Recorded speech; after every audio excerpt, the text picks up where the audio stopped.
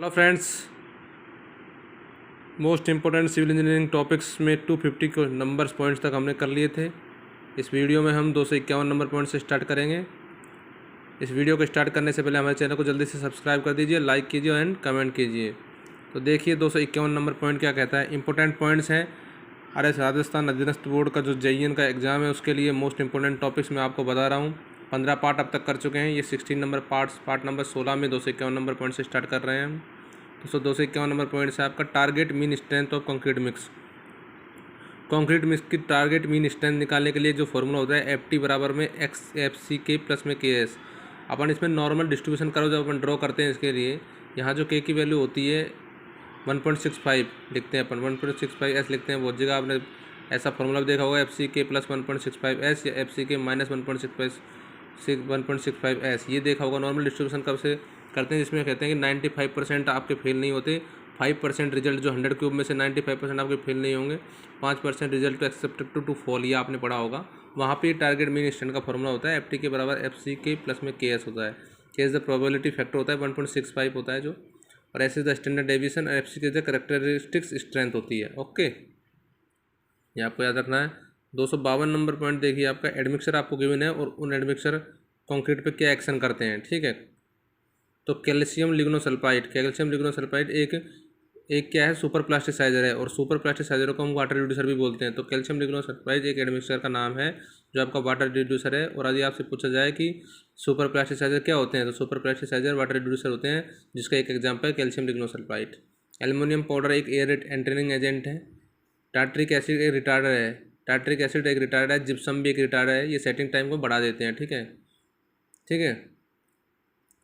Sodium silicate ये accelerator होता है। ठीक है, सोडियम सिलिकेट है, सोडियम क्लोराइड, ये एक्सेलरेटर के होते हैं। तो ये सीमेंट के अंदर जो एडमिक्सर हम मिक्स करते हैं सीमेंट की प्रॉपर्टीज़ को चेंज करने के लिए ये होता है। मतलब सीमेंट नहीं, कंक्रीट में हम एडमिक्सर ऐड करते हैं कंक्रीट की प्रॉपर्टी को चेंज करने के लिए। नेक्स्ट पॉइंट है आपका 253 नंबर पॉइंट है।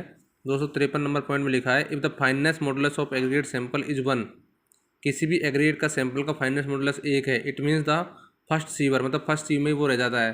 जैसे अपन सीविंग करते हैं और फाइनेस मॉडुलस 1 तब होता है जब वो फर्स्ट सीव में रिटेन कर जाता है। It means 150 micron is the average size, मतलब उसमें माइक्रोमीटर, मतलब 150 माइक्रोमीटर है उसका, उस पार्टिकल का क्या है, एग्रीगेट पार्टिकल का एवरेज साइज है।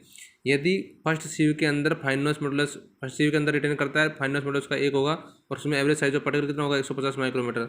सेकंड सीव में रिटेन कर रहा है जो फाइनेस मॉडुलस का 2 होगा, उसका जो average size of particle 300 micrometer होगा। थर्ड सीव के अंदर यदि सीव के अंदर फाइनेस मॉडुलस आपका 3 होगा और जो average size of the particle होगा ये 600 माइक्रोमीटर होता है। ये इंजीनियरिंग सर्विस में इसमें क्वेश्चन पूछ जाते हैं। शायद आपके भी कभी इसमें से क्वेश्चन पूछ ले जाए, वैसे JEE के एग्जाम में भी ऐसा आ जाता है। तो ये आपको याद रखना है, फर्स्ट सीव के अंदर आपका जो पार्टिकल साइज होता है वो 150 माइक्रोमीटर, सेकंड के अंदर 300 माइक्रोमीटर और थर्ड सीव के अंदर 600 माइक्रोमीटर होता है। ओके, जब हम एग्रीगेट सैंपलिंग करते हैं, एग्रीगेट सैंपलिंग करके उसमें सीव में डालते हैं, तब फर्स्ट सीव में इतना average size of particle 150, second sieve के अंदर 300 माइक्रोमीटर एंड थर्ड सीव के अंदर 600 माइक्रोमीटर। ओके, 253 पॉइंट हो गया। 253 पॉइंट के बाद आप देखिए 254 पॉइंट। 254 पॉइंट क्या कहता है, 254 पॉइंट कह रहा है, इस sand having finance modulus more than 3.2, यदि कोई सैंड मतलब कि जो एग्रीगेट है जिनका फाइनेस मॉडुलस 3.2 से ज़्यादा है, is unsuitable for making concrete, मतलब कि वो आपके कंक्रीट बनाने के लिए सुटेबल नहीं है। जैसे आपने पढ़ा होगा फाइन कोर्स और मीडियम में 2.2 से 2.6, 2.6 से 2.9 और 2.9 से 3.2।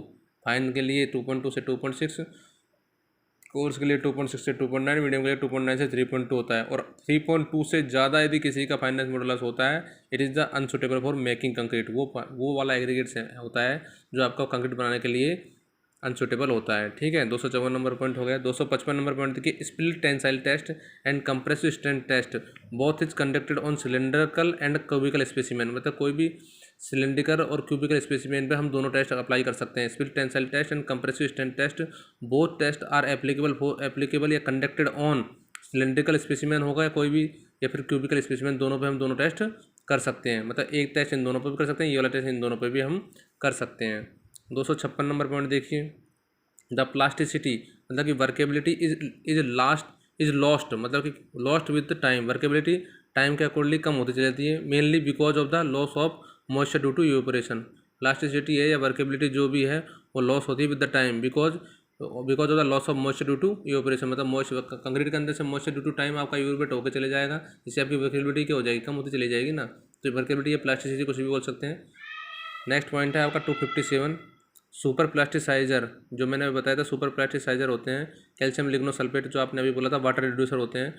तो सुपर प्लास्टिसाइजर या water reducer permit the reduction of water to the extend up to 30%, 30% up to लिखा है ये, up to 30% without affect workability for the same amount of cement. मतलब कि सुपर प्लास्टिसाइजर होते हैं जो वाटर रिड्यूसर होते हैं, सुपर प्लास्टिसाइजर हैं जो 30% वाटर को कंक्रीट के अंदर से रिड्यूस कर देते हैं, तब तक कि उसकी कोई स्ट्रेंथ पे कोई इफेक्ट नहीं पड़ता है, ना उसके किसी वर्केबिलिटी पे कोई इफेक्ट पड़ता है, ना किसी सीमेंट कंटेंट पे उसका फर्क पड़ता है। कोई सीमेंट ऐड करने की जरूरत नहीं है, कोई वर्केबिलिटी पे उसको कोई इफेक्ट नहीं पड़ता है। वाटर रिड्यूसर आप मिला दोगे तो 30% तक वाटर आपको कंक्रीट के अंदर से कम कर देता है, जो आपका वाटर रिड्यूसर मतलब कि जो सुपर प्लास्टिसाइजर है वो, without affecting the property of workability and cement content. Okay, next point है आपका 258 ब्लीडिंग और सेग्रीगेशन। 2 पॉइंट आपने पढ़ा होगा। ब्लीडिंग एक सेग्रीगेशन का ही पार्ट होता है। सेग्रीगेशन का मतलब होता है कि सीमेंट पेस्ट का एग्रीगेट से अलग हो जाना, और ब्लीडिंग का मतलब है कंक्रीट पेस्ट के सरफेस पे वाटर का ऊपर आ जाना। देखिए, bleeding is the form of segregation in which some of the water from concrete comes out to the surface. मतलब ब्लीडिंग एक सेग्रीगेशन का ही फॉर्म है जिसमें सम ऑफ वाटर मतलब कुछ पानी कंक्रीट से ऊपर की तरफ आ जाता है, सरफेस के ऊपर आ जाता है। इसका मतलब होता है ब्लीडिंग होना, मतलब कि वाटर आपका बाहर निकल जाता है, कंक्रीट सरफेस के ऊपर आ जाता है जब आप कंक्रीट प्लेस करते हैं, तब वो होता है ब्लीडिंग। और जब हम और अपना सेग्रीगेशन का मतलब होता है एग्रीगेट का सीमेंट पेस्ट के साथ, सीमेंट सैंड का जो पेस्ट है उससे अलग हो जाना, एक सेग्रीगेशन कहलाता है। ठीक है, नेक्स्ट पॉइंट है 259, 258 तक हो गया। 259 देखिए, 259 में परसेंटेज ऑफ फाइन एग्रीगेट। यदि आपसे कभी सवाल भी आ सकता है इसके लिए, परसेंटेज ऑफ फाइन एग्रीगेट आपसे पूछा जाए, परसेंटेज ऑफ फाइन एग्रीगेट को आर से डिनोट करते हैं, बराबर में होता है fineness modulus coarse aggregate minus में फाइननेस मॉडुलस कंबाइंड एग्रीगेट, डिवाइडेशन fineness modulus of coarse aggregate minus में fineness modulus of fine aggregate into 100। तो आप परसेंटेज ऑफ फाइन एग्रीगेट इस फॉर्मूले से निकाल सकते हैं। इंजीनियरिंग सर्विसेज के अंदर इससे 3-4 बार क्वेश्चन आ चुका है, 3-4 क्या 5-7 बार, मतलब हर साल एक नई क्वेश्चन जरूर आता है।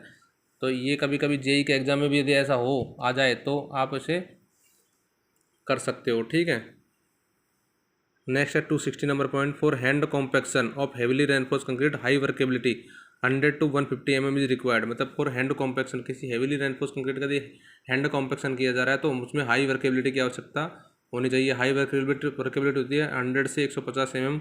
उसका क्या होना चाहिए, हाई 100 से 150 mm क्या है, ये आपका स्लम्प की वैल्यू है।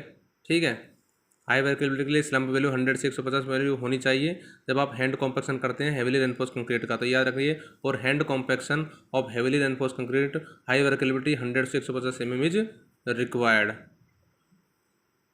नेक्स्ट पॉइंट देखिए आपका 261 पॉइंट में क्या कह रहा है, a sample of well graded aggregate. एक वेल ग्रेडेड एग्रीगेट का सैंपल कंटेनिंग मिनिमम वॉइड्स। यदि a sample of well graded aggregate containing minimum voids will required minimum paste to fill up the voids in the aggregate. ये समझ में आ गया होगा। Well graded aggregate sample होगा, उसके अंदर मिनिमम वॉइड्स होंगे ताकि, और मिनिमम वॉइड्स को बनने के लिए भी मिनिमम पेस्ट की रिक्वायरमेंट होगी, तो अच्छी स्ट्रेंथ का कॉन्क्रीट बन जाता है। ठीक है, नेक्स्ट पॉइंट देखिए दोस्त 262 the crushing strength of concrete. The crushing strength of concrete also depend upon maximum size of aggregate and gel space ratio.